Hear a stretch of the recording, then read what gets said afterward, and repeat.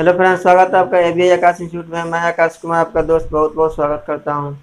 जैसा कि आपको पता होगा, ग्रुप डी और एसएससी जीडी का प्रैक्टिस सेट यहां पर चल रहा है और ऐसा आपको लग रहा है कि आपका एग्ज़ाम क्रैक हो सकता है इससे।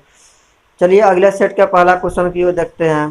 पहला क्वेश्चन आपका इस प्रकार दिया गया है। यदि 3 वस्तुएं 4 के क्रय मूल्य पर बेची जाए तो लाभ प्रतिशत कितना होगा। क्वेश्चन ध्यान दीजिएगा। 3 वस्तुएं बोल रहा है और 4 के क्रय मूल्य पर बोल रहा है, तो 3 वस्तुओं को बेचा जा रहा है। कितना बेचा जा रहा है? तो एसपी और 4 के क्रय मूल्य, तो 4 का सीपी। ठीक है, तो एसपी बटा सीपी अगर लिखते हैं यहाँ पर तो 4/3 लिख सकते हैं। अब किसी वस्तु को 3 रुपये में खरीदा जा रहा है और उसको 4 रुपये में बेचा जा रहा है, अर्थात प्रॉफिट होगा।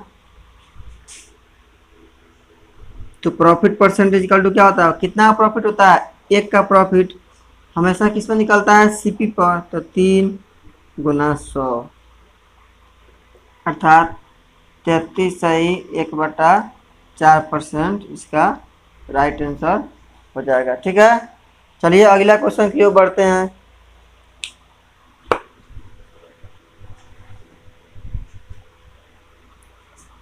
अगला क्वेश्चन दिया गया आपका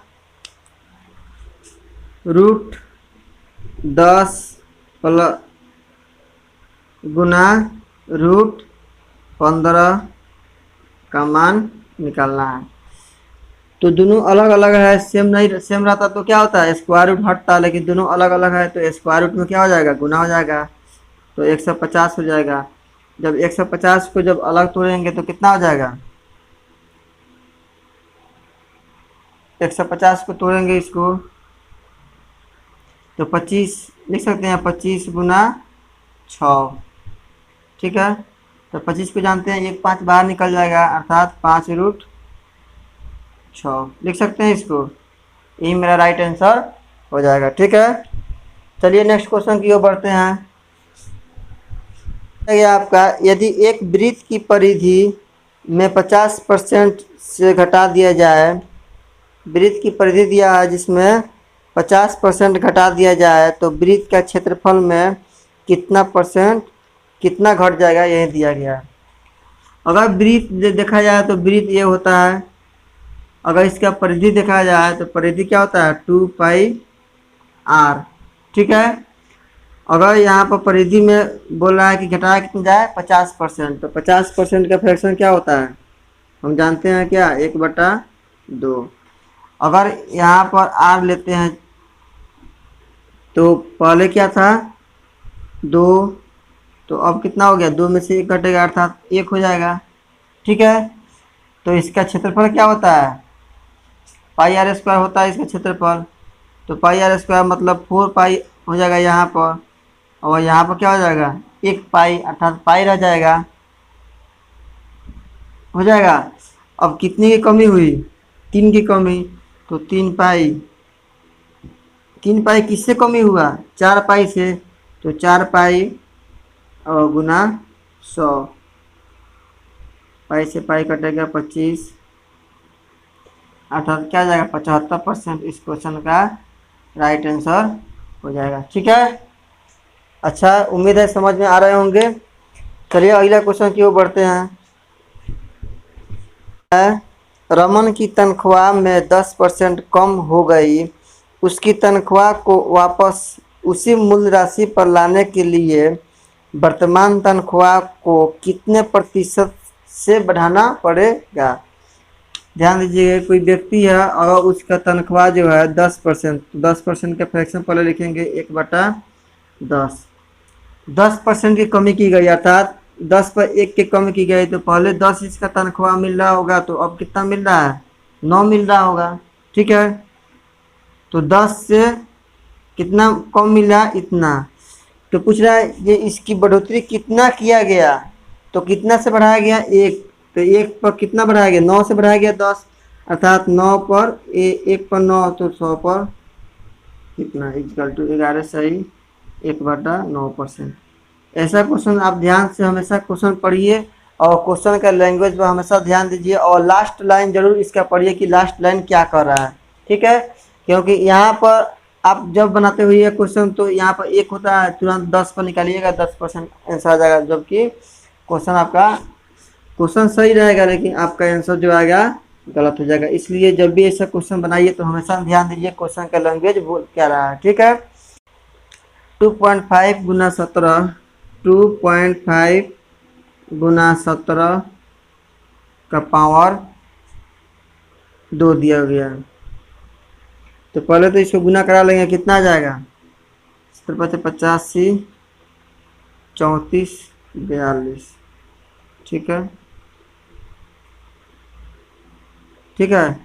अब इसको गुना कराएंगे तो इतना का होल स्क्वायर निकालते हैं तो 18, 0,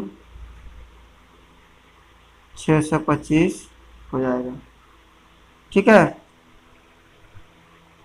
18, 0, 625 हो जाएगा, ठीक है। 18, 0, 625। और यहाँ पर एक अंक है तो इसको डबल करेंगे तो 2 अंक हो जाएगा, इसलिए यहाँ पर 0 हो जाएगा, ये आपका राइट आंसर हो जाएगा, ठीक है। चलिए अगला क्वेश्चन की ऑप्शन दिया गया है, एक त्रिभुज के अंतःकोण एक्स वाई जेड से अंकित किया गया है। यदि कोण x बराबर 40, कोण y बराबर 70 तो कोण z बराबर का मान ज्ञात करना है। अगर किसी त्रिभुज देखते हैं, यह त्रिभुज होता है, अगर ये x लेते हैं, y लेते हैं और z लेते हैं, तो इसको अंकित जो किया गया अंतःकोण, ये x से डिनोट किया गया, ये y से और ये z से। अगर ये 40 डिग्री दिया गया क्वेश्चन में और ये दिया गया है 70 डिग्री, तो हम जानते हैं त्रिभुज के तीनों कोणों का जो क्या होता है 180 डिग्री होता है, जब 40 और 70 दिया है 110, तो बचा क्या हो जाएगा कोण 70 डिग्री हो जाएगा, ठीक है। यही मेरा राइट आंसर। क्वेश्चन पूछ रहा होगा कोण जेड का मान क्या होगा, तो कोण जेड का मान 70 डिग्री आपका राइट आंसर हो जाएगा, ठीक। अगला क्वेश्चन, एक कक्षा में 36 छात्र हैं, यदि उसमें 2/3 लड़के हैं, एक कक्षा जो है जिसमें 36 जो है क्या है स्टूडेंट है, नंबर ऑफ स्टूडेंट क्या है 36, इसमें से 2/3 जो है लड़के हैं और 3/4 लड़के 6 फुट से कम लंबाई के हैं। ऐसे कितने लड़के हैं जो 6 फुट की लंबाई से कम है।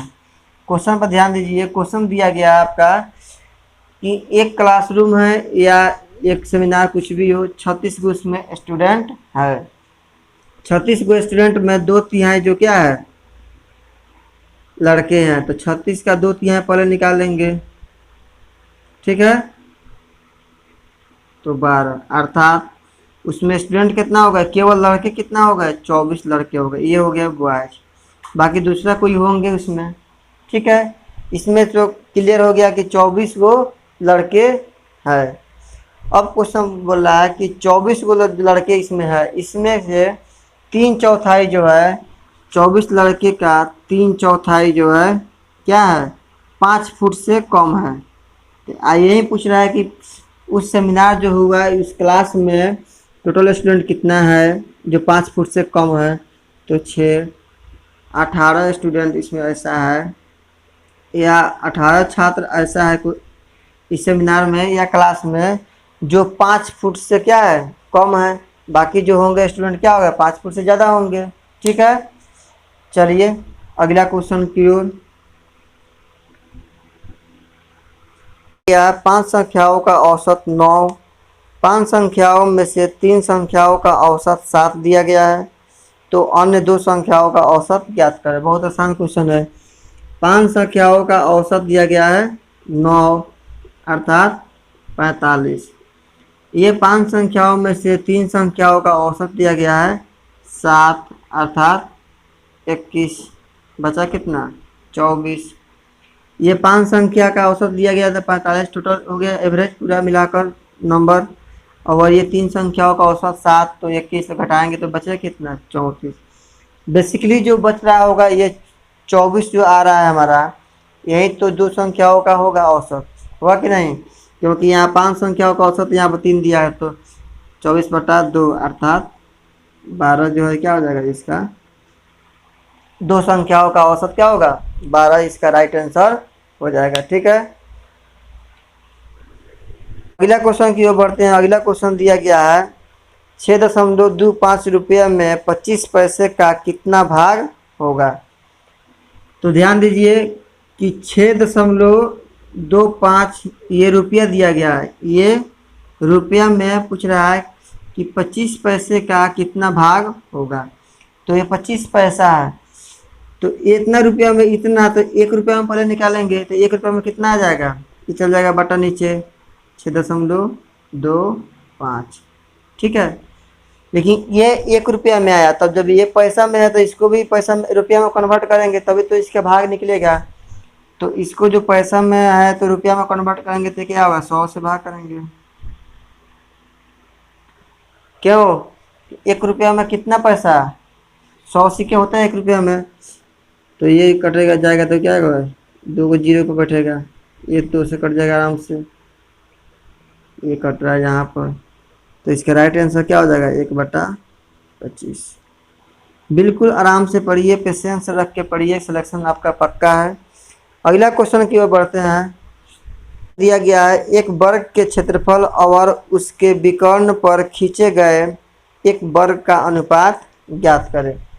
ध्यान दीजिए, अगर ये वर्ग है, अगर ये वर्ग देख रहे हैं, अगर इसका ये डायगोनल हो गया विकर्ण है, तो पूछ रहा है जो डायगोनल और इसका क्षेत्रफल का अनुपात क्या होगा। अगर डायगोनल पर खींचा गया एक डायगोनल विकर्ण पर खींचे गए एक वर्ग का अनुपात ज्ञात करें। तो हम जानते हैं अगर ये ए होता है तो वर्ग का डायगोनल क्या होता है √2a होता है। क्यों, ये ए होता है, ये भी ए होता है, सभी सारे बराबर होता है, तो डायगोनल क्या है पाइथागोरस से लगता है a² + a² √2a। ठीक, जब इसका एरिया निकालते हैं तो ये क्या हो जाएगा a²। ठीक है, इसका एरिया निकालेंगे तो क्या हो जाएगा √2a², 1:2 आंसर, इसका राइट आंसर हो जाएगा। इसका एक और तरीका है बनाने का, डायगोनल के फॉर्म में इसका एरिया क्या होता है। अगर इसका डायगोनल फॉर्म में एरिया होता है क्या 1/2 होता है, a/2 i × a, तो a से a कटेगा 1:2। एक क्वेश्चन का बहुत तरीका है बनाने का, जैसा आपको बने वैसा बनाइए। मेन मकसद होना चाहिए कि एग्जाम में क्वेश्चन बनना चाहिए, छूटना नहीं चाहिए क्वेश्चन। किसी तरह से बनाए, आपसे बनाने से मतलब है आंसर आने से मतलब है।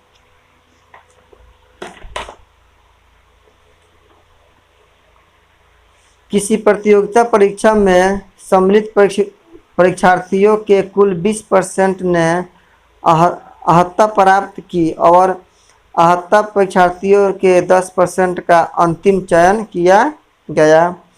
यदि 290 परीक्षार्थी अंतिम रूप से चयनित किए गए तो कुल कितने परीक्षार्थी सम्मिलित हुए।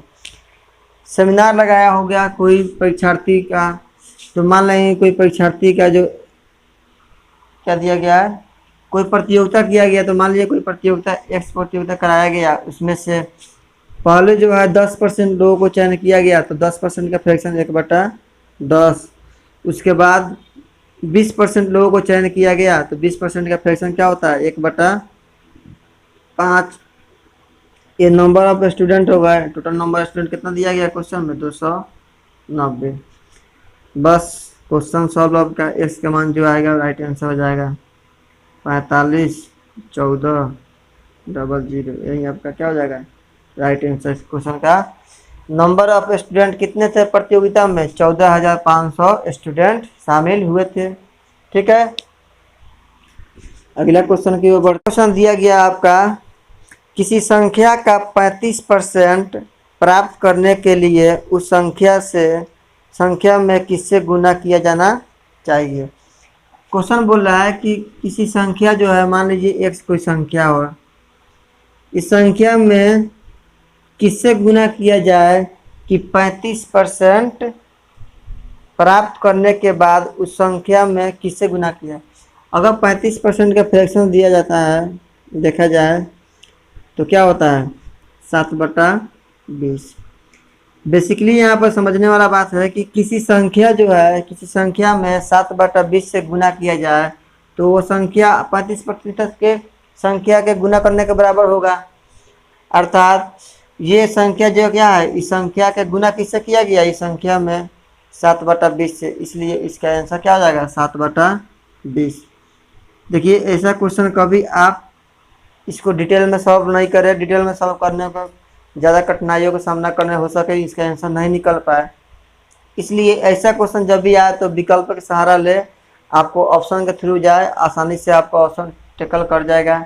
जितना परसेंट कर रहा है उतना परसेंट का जो फ्रैक्शन बना दीजिए, वही आपका क्या होगा, राइट आंसर हो जाएगा। ठीक है, अगला क्वेश्चन दिया गया है, किसी कोण की माप जो उसके संपूरक कोण से 4 गुना है तो वह माप ज्ञात करें।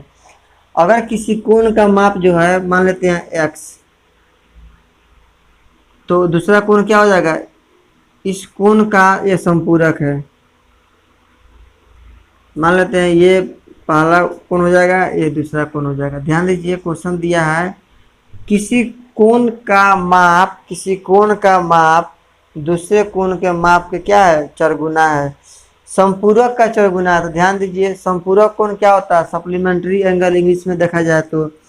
किसी भी सप्लीमेंट्री एंगल या संपूरक कोण का माप एंगल क्या होता है, अगर इसको x लेते हैं और इसको y, अगर इसको x लेते हैं और इसको y लेते हैं तो x degree plus y degree का मान क्या होता है, 180 डिग्री होता है, हम जानते हैं।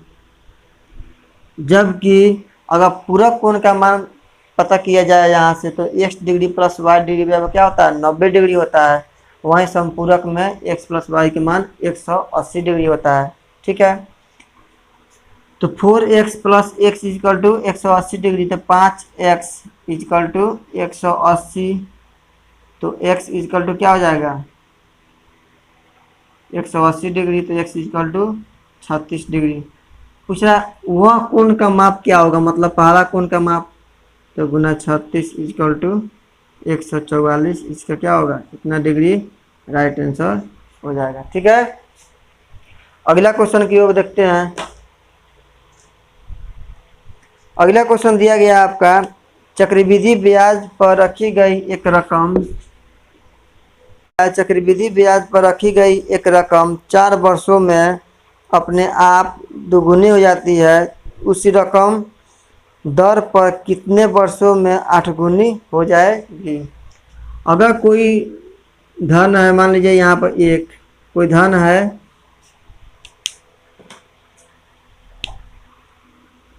अगर कोई धन मान लीजिए यहाँ पर एक है जो 4 वर्ष में कितनी हो जा रही है, दोगुनी हो जा रही है। अगर कोई धन एक है जो 4 वर्ष में अपने आप क्या हो जाएगी, दोगुनी हो रही है चक्रवृद्धि ब्याज की दर से, तो क्वेश्चन पूछ रहा है कि कितने वर्ष में 8 गुनी हो जाएगी। तो ध्यान दीजिए चक्रवृद्धि ब्याज में ऐसा क्वेश्चन कैसे बनता है, जब ये एक वर्ष, एक जो कोई धन है जो अपने आप में दोगुनी हो रही है 4 वर्ष में, अर्थात ये फिर अगला 4 वर्ष में दोगुनी हो जाएगी। अरे होगी कि नहीं, दुगुनी अर्थात 4 हो जाएगी यहाँ पर, फिर ये अगला 4 वर्ष में दोगुनी हो जाएगी तो 8 हो जाएगा यहाँ पर। समझ रहे हैं, जब ये धन जो है आपस में 4 वर्ष में दोगुनी होती चल जा रही है, तो पूछ रहा है क्वेश्चन कि 8 गुनी होने में कितना समय, कितना साल लग जाएगा इसको। अर्थात इसको हम लिख सकते हैं ऐसा, 2 के पावर 1 ऐसा बढ़ रहा है ना, 2 के पावर 1, 2 के पावर 2, 2 के पावर 3 बढ़ रहा है, तो 2 के पावर 1 यूनिट बराबर 4 वर्ष लिख सकते हैं। ऐसा क्यों लिखे, क्योंकि 2 के पावर 1 ये, 2 के पावर 2, 2 के पावर 3, कितना साल में बढ़ रहा है 4 वर्ष में, तो 1 बराबर 4, तो 8 गुनी कितने वर्ष में हो जाएगा, तो 2 के पावर 3 लिख सकते हैं 8 गुनी के लिए, इसको 8 के 2 के पावर 3 लिख सकते हैं, तो 1 यूनिट बराबर 4, तो 3 यूनिट बराबर कितना 12 वर्ष, इसका राइट आंसर हो जाएगा। ये तो इसका हो गया शॉर्ट फॉर्म तरीका। एक और तरीका इसको है, जब यहाँ पर देखिए कि ये जो धन जो है 4 वर्ष में दोगुनी हो रही है, 4 वर्ष में दोगुनी हो रही है, फिर 4 वर्ष में दोगुनी, अर्थात बेसिकली ये 8 गुनी पूछ रहा है क्वेश्चन में, यहाँ पर 8 गुनी है, तो 4 4 8 4 12, यहाँ से 8 गुनी होने में कितना साल लगा, 12 वर्ष लगा, ये भी आप निकाल सकते हैं। जिस तरीके से मन हो निकालने का, जिस तरीके से निकालिए, लेकिन क्वेश्चन, लेकिन ध्यान दीजिए ये सब क्वेश्चन आपका है चक्रवृद्धि ब्याज में, लेकिन साधारण ब्याज में क्वेश्चन ऐसा आता है तो उसका मेथड कुछ और होता है। रकम साधारण ब्याज से 20 वर्ष में दोगुनी हो जाती है तो कितने साल में वह 4 गुनी हो जाएगी। सेम क्वेश्चन, बस साधारण ब्याज की दर से है। कोई धन जो है 20 वर्ष में क्या हो रही है, दुगुनी हो जा रही है, 20 वर्ष में दुगुनी हो जा रही है, तो पूछ रहा है ये धन जो है कितने साल में 4 गुनी हो जाएगी। तो हम जानते हैं साधारण ब्याज में इसका क्यों चेंज होता है, क्योंकि एस आई बराबर होता है PRT/100, इसलिए चेंज होता है क्योंकि एस आई अलग होता है, एस आई बराबर ये RT दोनों जो है ना अपने आप में गुना होता है, इसलिए साधारण ब्याज में चेंज होता है। तो यहाँ पर अगर देखते हैं तो हम जानते हैं कि ये अमाउंट होगा। अमाउंट कब होगा, जब प्रिंसिपल ये होगा तो प्रिंसिपल में एस आई जोड़ा होगा तो अमाउंट होता है। हम जानते हैं formula, principal plus S I बराबर अमाउंट होता है। तो बेसिकली इसमें कितना एस आई जोड़ा गया हुआ, एस आई बराबर एक ही तो होगा, इसमें के एक होगा, क्योंकि प्रिंसिपल एक और एस आई एक जोड़ेंगे तभी तो 2 अमाउंट होगा। ठीक है, तो अभी बताएं एस आई बराबर PRT होता है, तो एस आई बराबर क्या होता है, साल यहाँ पर दिया है, साल एस आई बराबर होता है, इसलिए 1 यूनिट बराबर किसको रिप्रेजेंट करेगा, ये 20 साल के लिए।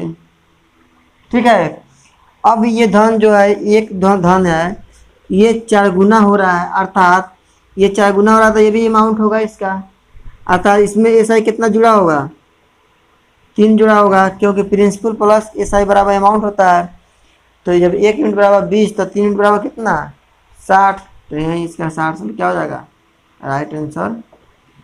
ध्यान दीजिए इसके पहले वाला क्वेश्चन चक्रवृद्धि ब्याज सेम क्वेश्चन था, लेकिन वो चक्रवृद्धि ब्याज था, इसलिए चूंकि चक्रवृद्धि ब्याज का फॉर्मूला क्या होता है, ये पी से कोई कॉन्ट्रडिक्शन है, पी से तक गुना होता है, लेकिन 1 + R/100 होता है, आर से और टी से इसका कोई ताल्लुक नहीं होता है, चूँकि एस आई में जो साधारण ब्याज में जो है आर टी से दोनों गुना होता है, इसलिए ऐसा फॉर्म में इसको साधारण फॉर्म में इसको लिखा जाता है। ठीक है, उम्मीद है कि बहुत अच्छी तरह इसको क्लियर आपको समझ में आया होगा।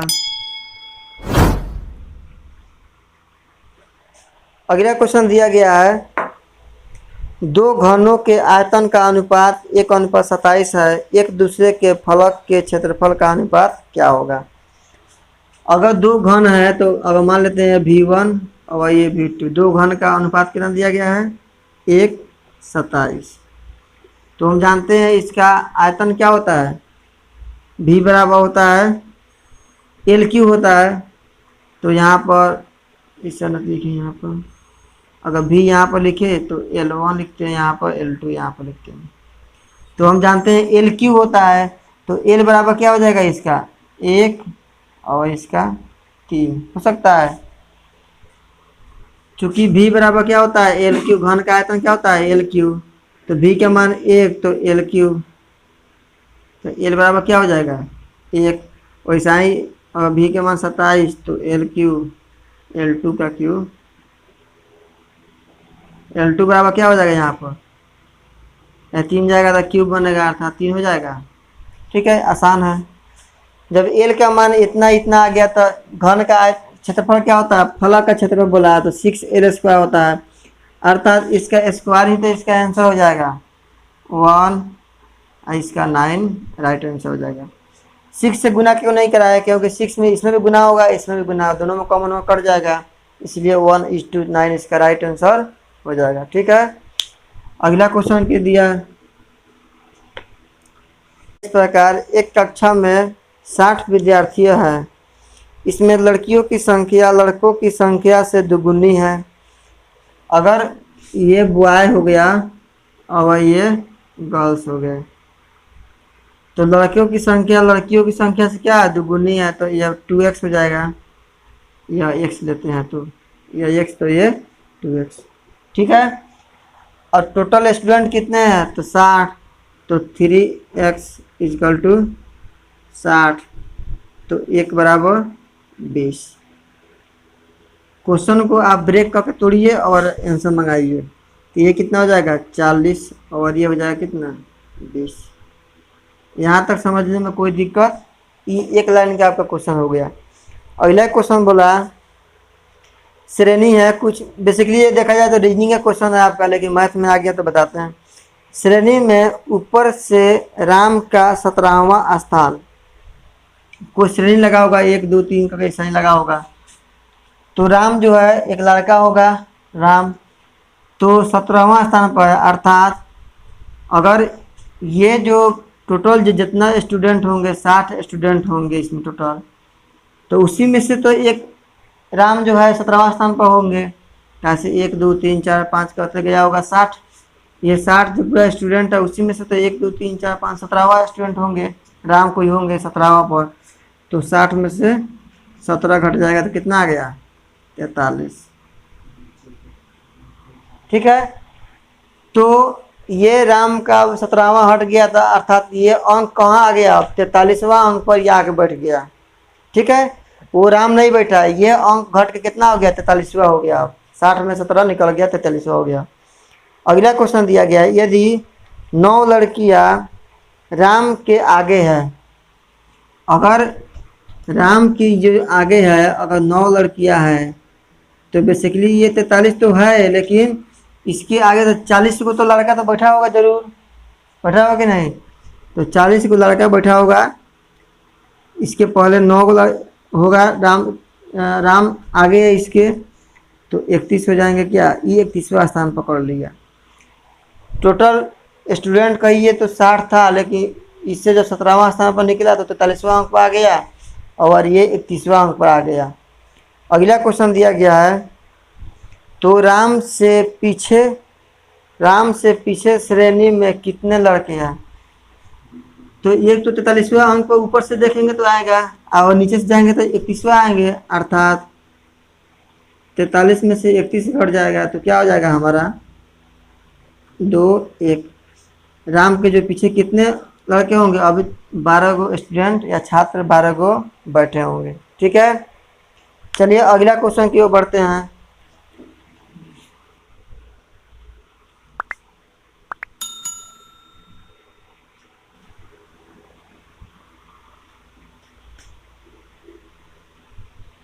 क्वेश्चन दिया गया है, श्री नटवर लाल ने अपनी संपत्ति का 50% अपने पत्नी को दे दिया। एक व्यक्ति है जो अपने पत्नी को 50% हिस्सा दे दिया। शेष धनराशि अपने 3 पुत्रों को बराबर बराबर में बांट दिए।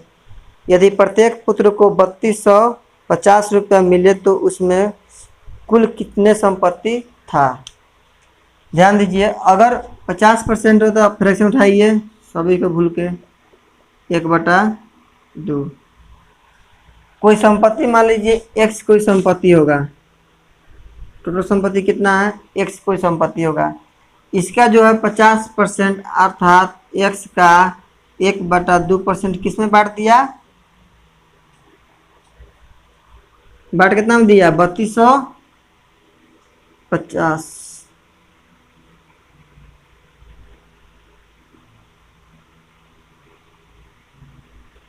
ठीक है, कोई संपत्ति मान लीजिए x का 50% वो पत्नी में बांट दिया।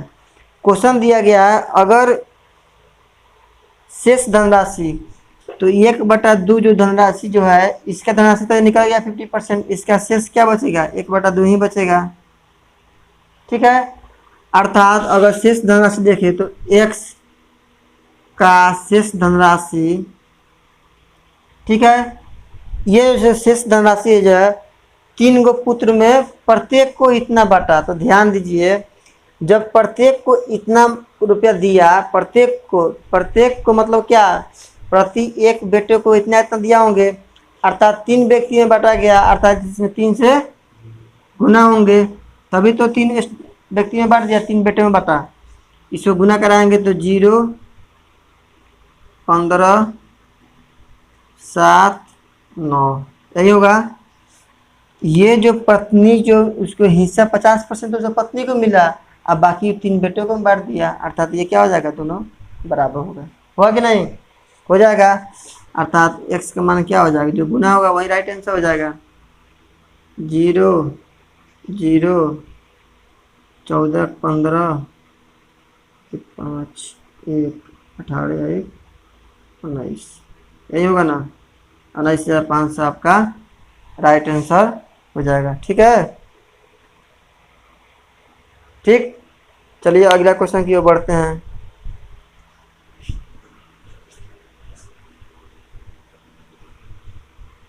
क्या है, यदि किसी अंक का 20% 12 है तो उस अंक का 2/3 क्या होगा। मान लीजिए कोई अंक है तो x का 20% का फ्रैक्शन क्या होता है, 1/5 कितना है 12, तो x बराबर क्या हो गया 60। तो पूछ रहा है इस अंक का 2/3 क्या होगा, तो 60 का 2/3 क्या होगा, 2/3 पूछ रहा है, 2/3 तो 20, अर्थात ये अंक क्या हो जाएगा 40। ठीक है, बहुत आसान क्वेश्चन है। ग्रुप डी में आपका ऐसा ही क्वेश्चन पूछा जा रहा है। ग्रुप डी बिहार पुलिस आप क्वेश्चन पर उठा गया। एक सम चतुर्भुज के विकर्णों की लंबाई 8 सेंटीमीटर और 6 सेंटीमीटर है, तो सम चतुर्भुज के भुजा की लंबाई ज्ञात करें। अगर ये सम चतुर्भुज होगा, सही है, वर्ग ही तो वर्ग को घुमाया जाता है 75 डिग्री या 15 डिग्री पे सम चतुर्भुज होता है। अगर ये विकर्ण होता है तो ये लंबाई, इसकी भुजा की लंबाई ज्ञात करना है। अगर ये दोनों विकर्ण को देते हैं तो एक दिया गया 8 सेंटीमीटर और एक दिया गया 6 सेंटीमीटर। तो ध्यान दीजिए, अगर ये विकर्ण 8 सेंटीमीटर में होता है तो आप जानते होइएगा रोम्बस को या समचतुर्भुज को बराबर भागों में डायगोनल क्या होता है, बढ़ता है, तो अर्थात ये भी 4 होगा, ये भी 4 होगा। ठीक है, और एक दिया है 6 तो ये भी 3 होगा, ये भी 3 होगा। ठीक है, हम जानते हैं एक दूसरे को 90 डिग्री पर ये तो करता है। जब ये 3 है ये 4 है तब पाइथागोरस लगेगा, ट्रिपलेट बनाएगा। ट्रिपलेट में क्या होगा, इसके सामने कॉर्न हो जाएगा, तो ये 3 है ये 4 है तो ये क्या हो जाएगा 5। ये पर राइट आंसर क्या हो जाएगा 5। यही क्वेश्चन पूछा था कि एक भुजा का मान ज्ञात करें। ठीक, अगला क्वेश्चन की ओर बढ़ते हैं। जब एक साइकिल का मूल्य का 20% कम किया गया तो बिक्री की गई साइकिलों की संख्या में 20% की वृद्धि हो गई, तो दुकान की बिक्री पर क्या प्रभाव पड़ेगा। क्वेश्चन बताए थे जब भी कोई संख्या होगा, कोई नंबर हो और उसका 10% कमी हो रहा है, फिर बाद में 10% की वृद्धि हो रही है, अर्थात आप x²/100 लगाइए, ये हमेशा क्या होगा कमी होगा। कमी बताए थे क्यों कमी होगा, तो यहाँ पर 20 का स्क्वायर तो 400 बटा या 100 का स्क्वायर सॉरी, तो यहाँ पे क्या हो जाएगा 4% की क्या होगा हमेशा कमी होगा। कमी क्यों होगा बताए थे कि अगर कि वस्तु को, किसी वस्तु को आप खरीद के लाते हैं और उतना ही में प्रॉफिट या लॉस में बेचते हैं तो हमेशा कमी होगा, क्योंकि आप उसको लाइएगा कुछ खर्चा लगेगा, ऐसा ही कुछ इसका नियम होता है। ठीक, डिटेल में कभी देख लीजिएगा। 7 भुजाओं वाली बहुभुज के आंतरिक कोण के माप का योग ज्ञात करें। तो 7 भुजाओं वाले आंतरिक कोण का माप क्या होता है, आंतरिक कोण का माप क्या होता है, आंतरिक कोण का माप, आंतरिक इंग्लिश में देखा जाए तो सम ऑफ इंटरनल एंगल होता है। सम ऑफ इंटरनल एंगल क्या होता है,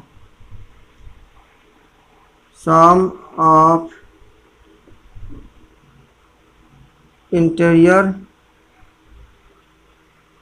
एंगल n-2 180। तो 7 बहुभुज करा था 7 - 2 5 गुना 180 अर्थात 900 क्या हो जाएगा इसका डिग्री, इसका राइट आंसर हो जाएगा। तो बस आज के लिए इतना ही। अगर आपको ये वीडियो अच्छा लगे तो लाइक सब्सक्राइब शेयर जरूर कर दें। बहुत बहुत धन्यवाद।